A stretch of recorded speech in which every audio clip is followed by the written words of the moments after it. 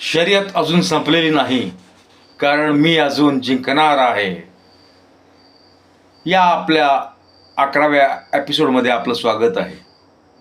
प्रत्येकाला एक वेगळंच टेन्शन आहे.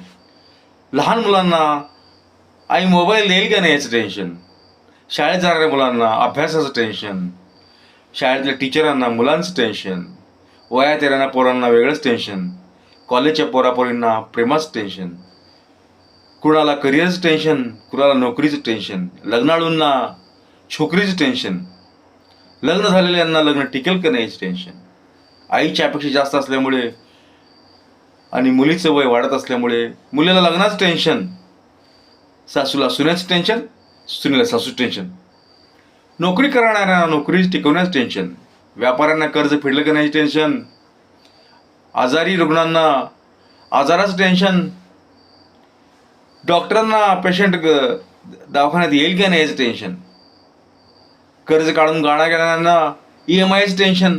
असे विविध टेन्शन्स आपण घेत असतो, कारण नसताना घेत असतो, ज्याची काहीच गरज नाही आहे.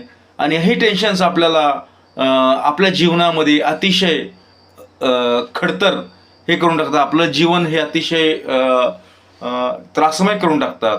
यासाठी आपण टेन्शन न घेणं हे गरजेचं आहे. आणि टेन्शन न घेणं गरजेचं आहे असल्यामुळे आपण शर्यत अजून संपलेली नाही, मी अजून जिंकणार आहे, याच्या प्रत्येक एपिसोड कशा पद्धतीने पाहता येईल आणि कशा पद्धतीनं त्यावर मात करता येईल आम्ही आपणास मदत करणार आहोतच. आणि या पद्धतीने आपण आम्हाला सबस्क्राईब करा आणि शेअर करा, मित्रांना शेअर करा.